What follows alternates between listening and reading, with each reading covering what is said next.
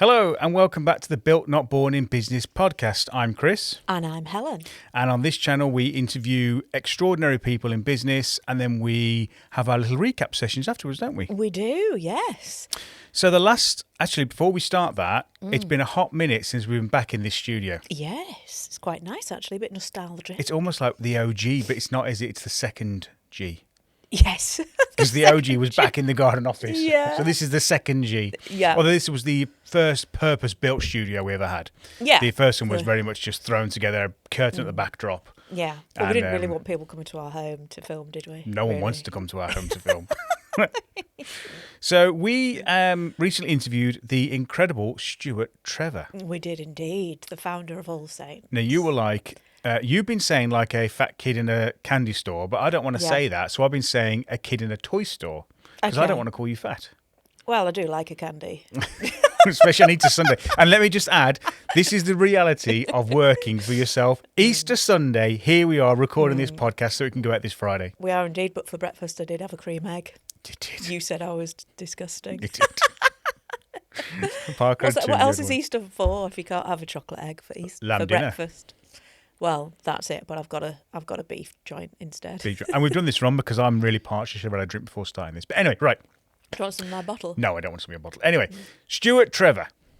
Yes. What an incredible man and what an incredible story. And his studio, I mean, I'll let you talk about that because you were just like... It was a little slice of heaven. I mean, we've both, whilst we're chalk and cheese, for years... we have both loved AllSaints clothing, haven't we? Yes. It's always been something that's within your wardrobe, a couple of knitted pieces, a couple of leather pieces, a couple of suede pieces. But yeah, they are they're a dateless piece, aren't they? So yeah, it was an absolute dream to go to his studio. It was like... I think I spoke to him on the phone earlier this week and I said, walking into your studio was like walking into his mind. Yes. Like you walked in and you were like, I know exactly where I am. Like For you. It's just a bit of him, isn't Yeah, it? And I yeah. think that's fantastic. I mean, the story throughout his is being his true self, which is something that we're big advocates of. And Yes. I think the more you are your true self, the more comfortable you are, the more people you attract that are like yourself, and things just start to happen, I think. So yeah, it was absolutely amazing going into his studio, seeing all the ranges that he's offering now. And yeah, we just wanted to reflect on that really. What we learnt from him, like it was a real passion project for me to be able to interview him. And you can sort of forget all of the, well, I don't know why you would forget, but the business lessons that you can learn from his successes, and how open he's been about what he has learned along the way, perhaps what he'd do differently, what he's maybe learned and turned around, was really, really eye-opening, wasn't it? It was. I think the biggest takeaway from me was this whole piece around investment. Yes, that was huge. Because, and this is his words, not mine, but he said he let the wolf in the door. So there was this gentleman that had, in his words again, been his friend for a few years. He wanted to invest in the business. He let him in. He did let him invest. And then Stuart felt like he was pushed out. And Because it's he all just on didn't, the podcast. they weren't aligned, were they? No. And it was really interesting for me that because in today's world, especially these young people, everyone's boasting around, I've just managed to secure a 100,000, 200,000, million, 5 million, 10 million, 100 million pound investment. And everyone thinks in business that is almost like the measure of success. It's like this boasting thing. Now, I am not saying that not having investment is the right thing, nor am I saying having investment is the right thing. What I'm saying is it's individual to you, your business, and what you're looking for. And I think that everyone thinks that. I mean, we had this conversation before. You've said to me, we should get investment. I said, okay, if somebody gives you £1 million tomorrow, what are you going to do with it? Yeah. And you're always like, and that's my point, right? Is that people think that just because somebody puts that money on your table, that means it answers all the questions. And it doesn't. And I think in a lot of the times, actually, it can make things worse. Well, you definitely. I think you almost set up a business, obviously for different reasons, either for money or for having control, and being in control of your own destiny. And you you do factually lose a percentage of that. Both. The finance and the control. It was really interesting when we interviewed Juliet, the co-founder of Grenade. That's not out yet. Don't give too much away. Oh, That's not out I yet. have to cut that bit out. No, we're going to leave Never that cut in. anything before. But that is out soon. Watch this space. Sign up. Subscribe. Okay, maybe I can't say what she said then. You'll have to watch that episode. Yeah. But there's interesting things because I think nearly everyone we've spoken to has been through rounds of investments that's got their own business or had their own business anyway in terms of this latest season. There's been differing stories from it, but I think one thing that has come out from all of them is that there's more expectation on you because obviously now that the investor is looking for results, and they're not putting their money in just to be nice to you. They're doing it because they're looking for a return. They're looking for an increase. So they're looking. They put $1 million in. They want $2 million out, for example, and they want that within a short period of time, 3 to 5 years. The goals, the windows they set are quite small, and so as a result, the targets they put in place, they're a lot. And I don't know. I mean, for me, I never say never, but I'm not sure investment would be right for me. And interestingly as well, a lot of the investors that I have met, I'm not talking about VCs here, not venture capitalist companies, but individual investors, they've built their own money themselves from nothing. And so it kind of begs the question. They have or they haven't? They have. Right, yeah. Like, well, then why are we seeking investment? Why is it? I don't know. It's just, I think but it was really interesting that Stuart's take on it was that he didn't say he wouldn't ask for investment again. I think he would relook at who he invites in for investment, but you have to be so careful, right? Well, it's a proper relationship, isn't it? It's like having a business partner. And I think we've all heard great yet disastrous stories with that. I mean, you've had business partners way back when, and it needs to be a right fit. And it's not even that it's like whether it's a personal or even a family connection. You have to be aligned in business. More than that. And the ways you work, what you want from it, what you're willing to put in for it, what you're willing to give up and sacrifice. There's so many elements to it that have to align. I think with an investor, I do think that is a huge decision. So that was really interesting and really, really tragic to hear that was the main reason that he stopped working within AllSaints. When he is the blood, sweat and tears of it. Well, he said that if it wasn't for that, he'd still be running AllSaints today. Which is mad, because then he did go on to... Anyway, I'm talking about the podcast. You need to go and watch his podcast. We'll link it below. But yeah, that was a real interesting insight, wasn't it? And like starting that from nothing, and having to think out of the box as to how to make it really different was something that was amazing. I mean, it is really well known for all its stores having the Singer sewing machines in the windows. You see that, you know exactly who it is. And hearing the story that came from they were going to be thrown away. Yeah. Insane. Just thinking out of the box. And then, there is more to that story. So again, listen to the full podcast. But just utilising what you can. You don't have to spend everything like full whack. Is, right, think out of the box. What can you utilise? Yeah, when you're building a business, you don't have infinite amount of cash because every spare bit of cash you have is getting re-pumped back into the business. And lots of the time, things like marketing and shop fittings, they're almost like I've spent all money on stock or I've spent all my money on getting the press in and something like that. Now I need to do a store or now I need to do some marketing and stuff. And so a lot of the times, and again, this will come out in Juliet's podcast, you have to almost do a guerrilla type marketing, right? And think, like you say, think at the box, think creatively, use what little budget you do have to make it go as far as you possibly can. Yeah. So I thought that was really interesting to hear all of the ways that he's done it. I mean, we've even done that with Two Krakens, like the video production company, needing the different sheets for... the diffusions. The diffusions. Yes. Yep. We actually made those ourselves, a bit of sewing, a bit of welding. Well, here we go. This is a really interesting point, actually. This is a point about saving money. So in the film industry, it's a lot like when you say weddings or funerals, the price is just like triple. I don't mean for a supplying film. I mean when you're buying equipment. Yeah. It's ridiculous. And I've wanted for such a long time a big diffusion sheet. What that basically is you pump light through it and it helps soften the light that comes out from the actual light itself. It's like a sheet of material. And the bigger this sheet or source or whatever you want to call it, diffusion, the more softer the light becomes. And there's reasons for that, but I won't bore you with that. But anyway, so I've been looking for a 6 foot or 8 foot square frame that you then attach these different diffusions to. And there's different types of material give you what's called different stops of light. The higher the stop of light, the less light it lets through.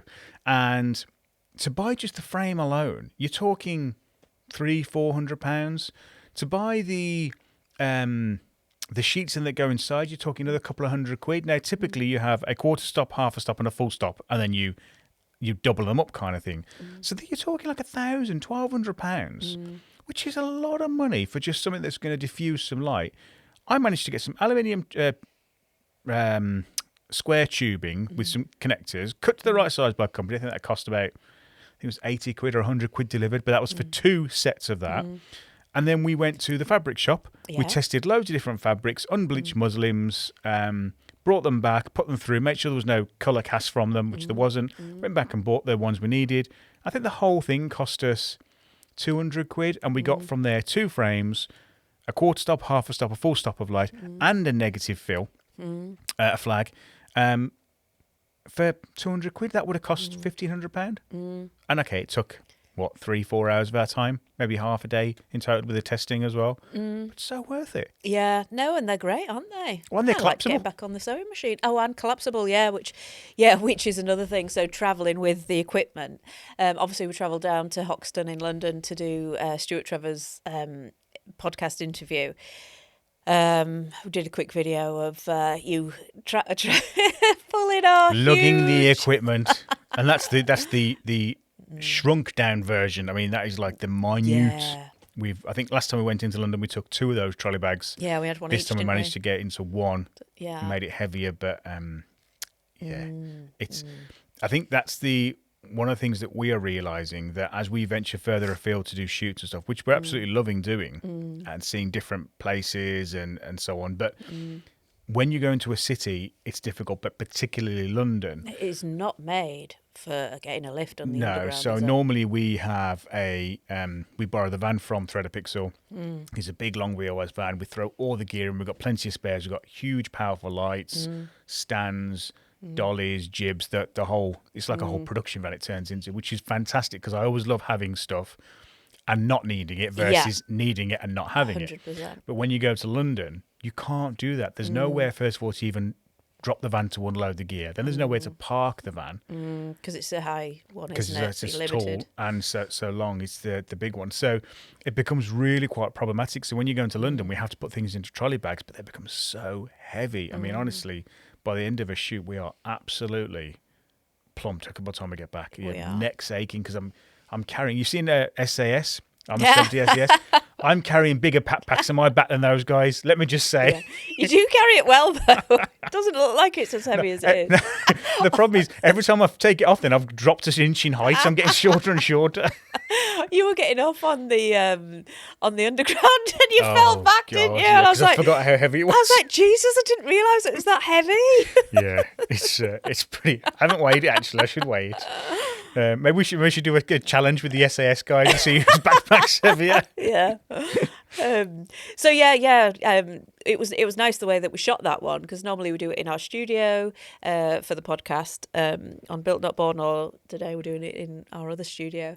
We had a lovely setup with his burning fireplace, log fire, which was lovely. And then we did like a little walk around of his ranges from the Stuart Trevor ranges, didn't we? We did it totally different. So normally, like I say, we're in a studio and it's like this, and that's all it was. But we had to show his studio. We didn't get to go walk. We got to walk around the studio. We didn't get that on camera just because of the lighting and so forth. But what we did manage to do was he managed to bring some of his really impressive pieces. I think there was a jacket in there that Mick Jagger had worn. Yeah, military jacket. And he turned a parachute into a skirt and stuff. There's loads of stuff. Have a look if you haven't seen it already. And so he brought them over and he was going through them with you, and you were just like in awe. You were like, you could do this as well. And he was like, yeah, we could do that. It was like, it was beautiful to watch, actually. It was really nice to sort of step back for a minute and me just be behind the camera, which I prefer to be anyway. Yeah. Because I'm always paranoid when I'm on camera and no one's monitoring the cameras when we do like this. It's just me and you. There's no one here today. Yeah. And so you're always hoping, please make me focus. Is it turned Please on? may the audio be recording. Please may I not be peaking and all those things, because I got no way of checking while I'm like this. Yeah. And so it was nice to be then behind the camera where I can be in control of everything again. Yeah. And it was nice just watching you two almost bounce off each other, and you were just like, Yeah. that's a brilliant, and you could do Yeah. this, and he was like, yeah, and it was just nice. It was really nice to see. Yeah, no, I was in my element. We need to go back actually and have a look at the ranges to buy stuff Well, for ourselves. Yeah, he said you'd rock in one of the bombers. I did like those bomber jackets actually. Yeah, I did like those bomber Yeah. jackets. I'm not gonna lie. Yeah. There was some stuff actually which I hope he didn't take offence when I first got there. I said I couldn't pull that off, yeah, and then he changed his outfit, and I thought, oh God, I've offended him, because that was the first time I'd spoke to him. I met him. You'd spoken to him a few times Yeah. prior. he can rock and- anything though. He's just got that natural But genuinely, style. yeah, he hasn't has. he? And actually, the more that I was looking at the stuff, the more I was thinking, it's not if you can pull it off or not. It's whether you feel. I think sometimes I feel. I don't know what the word. I was going to say too old, but that can't be the case because Stuart's older than me, so it can't. No, even but that's be a that. personal preference, isn't it? People dress for how the age that they feel. Right. I think the thing It with doesn't me. matter what age you are. When I was younger, I used to be more experimental with clothes. Yeah. And as I've gotten older, this is one of the things that we speak about. I have the same tea every Saturday night. And this is purely because I make so many decisions on a day-to-day basis. It's easy for me just to chuck a hoodie on that I know I'm Yeah. going to be comfortable in all day, especially because I don't know if I'm going to be... I could be going to a meeting in the afternoon, or I could be going and doing a last-minute second take on something because we haven't captured it, or the client wants a retake on something, or whatever. Yeah. And I could be doing anything. So a hoodie's perfect for me. I can put a T-shirt or a polo underneath, put a hoodie on, and it Bish, suits bash, me. bosh. I don't have to worry about what I'm wearing. I don't have to spend half an hour thinking about it, all Yeah. those things. And I think I've just become accustomed now to, I just wear a hoodie. All you ever Yeah. see me in now is a hoodie, and it tends to be black or grey. And it's funny because even the staff are like, he's wearing that same hoodie again. Well, actually, no, I've got 6 of those hoodies. Yes, You just don't know. that's it. Yeah, yeah. And so, but going there and seeing all those clothes, and after being around them for half an hour to however long we were there for, towards the end, I was even starting to think maybe I should start experimenting again with fashion and trying these different pieces again. I definitely think so. I mean, it got our brain going, didn't it? So with Thread a Pixel, we obviously do branded workwear with embroidery and print all in house. And with me being from a fashion design background, I was like, well, we both were thinking, weren't we? Hold on. So he's got these. He's a real fan of David Bowie. He has these screen printed or heat Laser. laser designed on a lot of his stuff. Could we do some kind of embroidery collaboration together? So we Who sent knows? him. There could be a collaboration in the works. I'm Oh, not my saying God. anything. So we got on the machine and started embroidering some patches, popped it on a military jacket, put the Built Not Born logo on. Because everybody that comes on the show gets a bespoke made, Built Not Yes, they do. Born hoodie. But for him, that just didn't seem right. Well, no, because he's all about his new range is a clothing brand that doesn't produce clothes. Yeah. So to go and then Yeah. buy a hoodie and then to give it to him, just seemed a bit tone deaf, didn't it? it was against everything he's about. So you went and sourced, spent a long time actually sourcing Yeah, it the was a right vintage second-hand. military shirt that he has within his ranges. We obviously popped our Built Not Born logo in business embroidered here, embroidered our little slogan on the other arm. And so then we got like a thick, well, it wasn't thick actually, it would have been better on thicker calico, and embroidered To me David and you, Bowie's. that's like canvas. Yeah, David Bowie's face on the back on a piece, and then sewed that onto the garment on the back. But it's quite unique the way we designed the embroidery. So it was almost like what we call a running stitch. And so it was like this line almost that just thickened up and where it's darker and went it's thinner where really it was lighter. clever how it's done.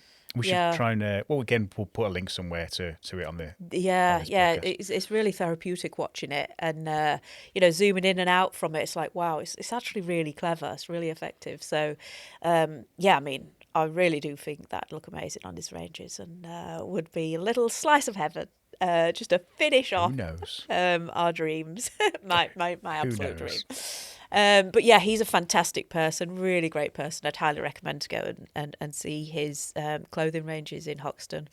But yeah, he really taught us, reminded us really, to carry on knocking on doors for anything that you want to do. We wouldn't have dreamt of asking like the founder of AllSaints, Stuart Trevor, could we maybe do some collaboration with you? As if. But, I genuinely feel that we could offer something great for him. So we've started those conversations, and those conversations are hopefully going somewhere. But like That's you say, it. having that the courage to ask that a year ago, we probably it wouldn't have been asked. I know it wouldn't have. No, but I do think having your own business makes you have to grow and develop in ways you could never imagine. Like every year, we conquer new things in whatever ways, personal, together. And it really is mind-blowing, really. And I love the fact that you can watch these sort of conversations from other honest founders.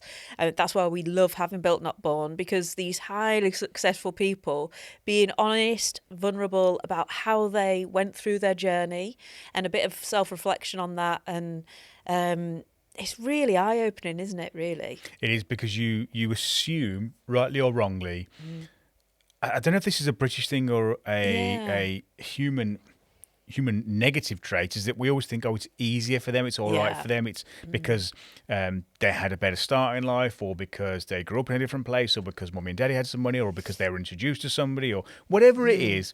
We always feel the need to justify it was easy for them because... And 99 point, not for everyone, but for actually all the people we've spoken to so far anyway, and this is not for everyone, that's not been the case at all. They've grown up in the same areas with the same adversities, if not bigger adversities that me and you have had, and other people that I know have got businesses have had. But they think there's one thing that's just coming out over and over again from all of these conversations, and that is just sheer determination. And I'm not saying they don't go through highs. I mean, I saw some. I really like looking and watching videos on a lady called Cody Sanchez. Oh, yeah. If you're watching, I'd love to have you on. Please, Cody. I have actually sent you a little message. And you showed me something this morning, and she talks a lot about this, though, about success, and that success it depends how you measure it, but most of the time it's doing something over and over and over again. As Alex Hormozy says, the boring work over and over for a long period of time. And Kerry said 10 plus years. And all of a sudden, one day, it's like, bang, it's just clicked now. But it's just going through that constant, is it going to work? Is it going to work? I'm not sure I'm doing the right thing. But just keep going and not taking that no. And whatever that no means to you, whether that's a physical, if you're looking for an investment, for example, and somebody physically says no, that could be the resilience, whether it's your own mental. Sometimes you're a mental block. It's like, I can't do this. What am I doing? What am I doing it for? I've been there. Yeah. And but you figure a way to get past it. Sometimes get me down to the job centre right now. I've got a permanent Indeed job alert coming through, but you just keep going and you keep going, and maybe in some respects, maybe we are just stupid. Cuckoo. I don't know, but I do think though, I hate the word entrepreneur, but to be an entrepreneur, I think you have to be a little bit crazy. A little bit of a screw loose. I think you do. Because I describe it, when I speak to like Parker or young kids, I describe it as this. Parker's our son. In that you put your hand in a fire and you get burnt. Most people, I ain't doing that again. Yeah. An entrepreneur, let me try again. Is there a quicker way to do that wouldn't hurt what if as I go much? around this way? And you try a million times until you find the right way. And you're like, I've cracked that. Yeah. That's what it's like. So to do that, you've got to be a little bit cuckoo. Yeah. No, I mean, I think you have got to sort of, another example with Stuart Trevor. You are told no. With all the people we've interviewed, you are told no. So like you say, it's just keeping knocking on that door and keeping going. But yeah, it does feel relentless. Yeah. It is relentless, and so you just have to keep. And that seems to be the recurring theme. There's other things as well, but that's the one that's really standing out for me. Yeah, is that you just got to keep going. Self-belief, and you will have moments. You will have self-doubt. It's natural. Will, and I don't believe anyone that says they don't have self-doubt. I think you do have self-doubt. It's part and parcel of it. It might only last for a few minutes sometimes. Yeah. And, I mean, I know sometimes I can be on a low and it'll be an hour and then I can snap myself out of it. Other times it might be a couple of days. Yeah. And what I've started to do now, though, is not give myself a hard time for having that. Yeah. Because I find that when I do that, it takes me longer to come out of it the other end. I said, right, okay, today's a shit day. I'm not feeling it. Right, okay, well, I'm not going to do any important work today. I'll do some stuff that's not that important. Yeah. I'll try and refocus my brain and I'll start again tomorrow. 9 times out of 10, that works for me now. Yeah. But it is, I mean, being open and honest, I was going to do a LinkedIn video on that this week, but we had a brilliant start to the year for Two Krakens. I did a thank you video because everyone's been so amazing. We've had so much positivity, love, joy, brilliant support, work. It's been absolutely incredible. And then for 2 weeks, it just went dead. I mean, in some ways, it was good because we had so much to edit. Yeah. It was a blessing in some Yeah. ways. But being a business owner, there's almost like that, oh my God, what's happened kind of thing. Everyone's disappeared and having these conversations and they just weren't coming off like they were before. And then all of a sudden we had 2 people sign up to our content engine package, which is a subscription model. And it's like, it just proves you've just got to keep going. And like you say, I think the more, yes, sometimes that positivity really, you're like, shit, yeah, we really are offering something fantastic. We're really enjoying it. We're having amazing feedback. And that helps give you that push as well, doesn't it? And surrounding yourself with the right people as well. That is like, so important. we feel like, we've opened a lot of doors, and I think that's a huge thing. Like, they say that you are you're the 5th person that you're spending time with. Yeah. And You become the 5th person in the room. It's true, but sometimes you can't expose yourself to be in the right rooms, but you've got to make it happen. But do you know what, though? I think if I'm being brutally honest, the thing that's done that for us is the podcast. And I think, and I keep banging on about this to business owners when I see them, and they're like, "Oh, I don't know, no one wants to see me on camera. I've got nothing input." Oh, get over yourself. Sometimes it is really I just hard want to slap them across the face and genuinely, we have opened doors that we would not have been able to open without the podcast. Yeah. And you have to structure it right, and you have to have a strategy and all there that is a sort lot of of work behind the And there's a scenes lot in of work. editing and all of that. But honestly, the doors it can open for you if you do it right, and we can help people with that. This genuinely isn't a plug, I promise. We can help people with that, but it's changed our outlook. It's changed our business. We've achieved on 2 Krakens in like 3 months what we'd achieve in 9 months a year on Thread Picks. It's like, oh my God. And that is because of we have solidly integrated the podcast into that and how we're structuring it and all the rest of it. And so it's been incredible.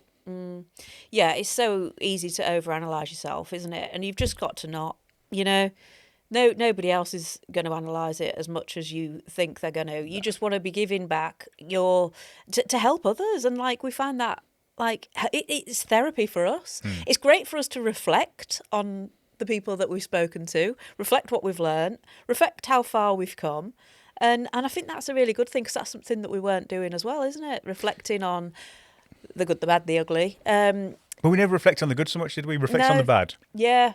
But we never took time and celebrated some of the good things that are happening, and it's been really eye-opening. I mean, the fact that, look at it this way. So we are starting conversations. We're only starting. They might not go anywhere, but we're starting conversations with Stuart Trevor about some kind of collaboration off the back of the podcast. Yeah. We are talking to a fantastic lady, Artie. That we just had a conversation this week. Again, her podcast is coming out next month. This month. And that came off the back of the podcast. So these conversations, and they're like, so they might not go anywhere, and that's fine. That's okay, because not every conversation today means something's going to happen. Yeah. But it might do in 3 months, 6 months, 9 months, 12 months, 18 months. No. The business is the long game, right? It's never about just short wins. It's about creating short wins, but also having a long-term strategy as well. Yeah. And it's about, how can I help you? How can you help? And honestly, the conversations have just been incredible. Yeah. They really have, all off the back of And we have kept in touch with them. They have become lovely relationships with these people. They might not say the same about me.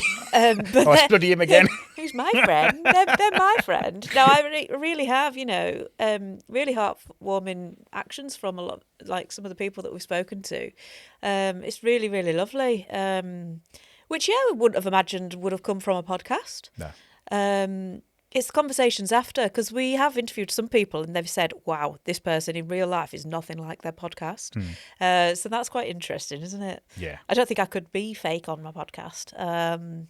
But that's something that we like to encourage out of others. Just be yourself. You don't want to attract, if you're being fake, you don't want to attract that person, because that's not you. No.